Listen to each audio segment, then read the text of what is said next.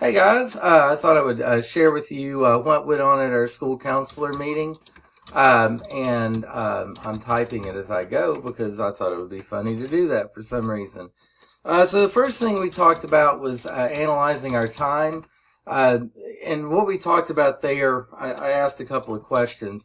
First thing was, what did you spend the majority of your time doing? And people had different answers for that. Some people said attendance, some people said direct services, some people um, said that they spent a lot doing some other stuff. And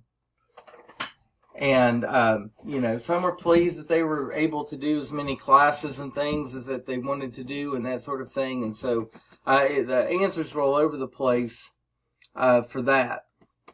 The next question I asked is, what would you have liked to have spent more time doing? And again, the answers were varied on that, but pretty much it all came down to people saying they would like to see students more and do some small groups and that sort of thing.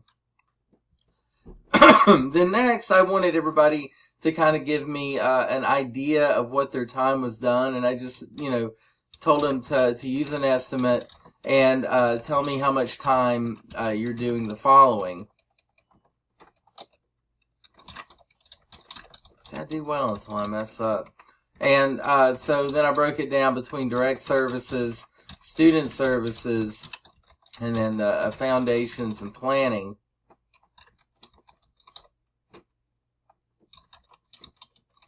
And then I put other stuff.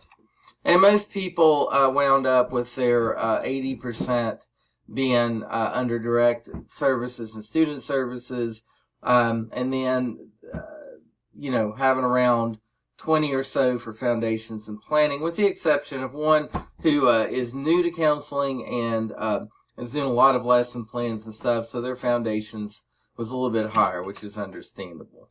Get back there. And then I asked the rhetorical question, how will this information determine how you approach the program management agreement? And that's something I'm going to talk about in a little bit. And I sort of put that question in as sort of a teaser because this whole meeting was basically geared towards setting us up to plan that. Then we talked about professional development, and I posed the question, what professional development would you like to receive? And we have some Title 4 or 5 phones, I can't remember, but quite a bit that we can use for professional development training. And pretty much everybody to a person really focused on anxiety and dealing with students with anxiety and other mental health needs as an area they would like more training. And I think that is, pretty prescient for a school system.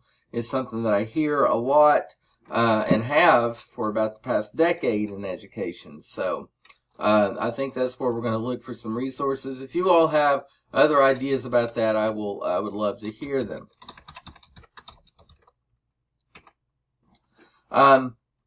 Then we talked about planning for next year, and the following people are going to be on our school counseling implementation team, and that will start in January. The following people have volunteered for that: Linda Prim, Sherry Lasley, Kyra Pierce, Chesney Rutherford.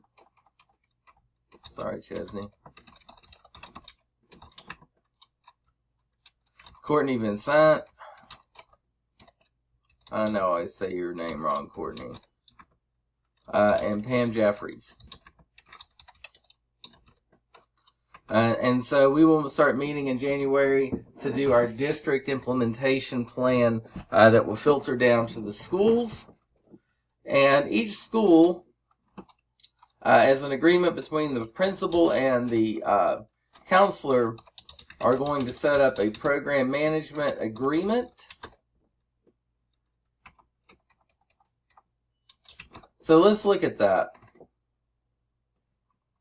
So what the program management agreement is a contract signed between you and the principal that basically says, this is how we're going to do counseling at this school this year.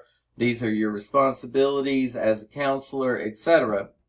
And so you can see here that it has all the stuff at the top: caseload assignment, number of students in the caseload, the school counseling program mission statement, the school counseling program goals, and then the stuff that really frees you up: the roles and responsibilities, use of time,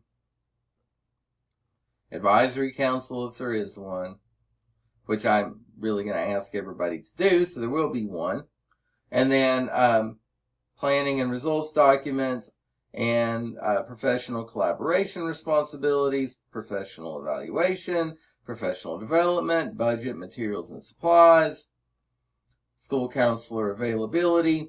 So really what this does is makes it very clear between you and your principal what you should be doing. Instead of just, well, school counselors just do this or that. And look, I know you guys know your jobs and know them well. The thing is that I am not, I don't like going off of, for work stuff, I just don't like going off of a wink, nod, handshake agreement. I like stuff to be codified, written down, put on paper, signed, said, I'm going to do this. That way it's easy for me to say, hey, way to go, you did that. Or, oh man, you didn't do that. We need to get that done better next time. I mean, it makes life easy if we write things down. Now, some people were concerned that there are some things that they like to do that they're not necessarily supposed to do, and that if it's not written down, then they're not going to be able to do it. You can do everything you want to do as long as you do the things that are on here. Now, don't go crazy with that and spend your day doing stuff you're not supposed to do. But my point is that this locks your principal into this more than it does you. You're locked into doing your job, but your principals are locked in, or this keeps your principals from assigning you things that are inappropriate for your position. It also will give your principals a better idea of how you fit into the machinations of their school and the work that goes on there, and so they can start planning around the real work of a school counselor. Now, some other things that came up in the meeting that that I didn't have written down that I want to say. One thing that I'm going to demand that everyone does at the first of the year next year is a needs assessment. Now, Linda Prim has found and copied and done a great job with a needs assessment that's already in Microsoft Forms. I do suggest you do your needs assessment digitally, unless you want to count hundreds and hundreds of pieces of paper. So get that from her. You can go ahead and conduct one, like right before Christmas break is a good time, or when you come back is a good time. But I'm not going to be hot and heavy about that until next year. And frankly, the reason I want a needs assessment is I need to know what our needs are. And when I know what our needs are, I can more easily ask others to devote resources to those needs. So, but without that, and we all have our, I guess, anecdotal or gut feeling about what our needs are, but it's not as strong as having that data quantified, in a spreadsheet or whatever to say, hey, this is what our needs are. So that was essentially our counselors meeting. We went about an hour and 40 minutes. Lots of discussion and that sort of thing. So if you want to just send me some anecdotes about how you spent your time, maybe some ideas about professional development, and anything else you have to say about like the program agreement or anything that, I would appreciate that. And I'm sending this to everyone, but this is really just for those who were not in the meeting. But anyway, the handouts I gave you the handouts I will attach. This one I'm not going to attach because you see what it is. But I will attach this. Why wouldn't I do that? So I'll attach this and the program management agreement just so you can look it over. But if you need anything else, let me know.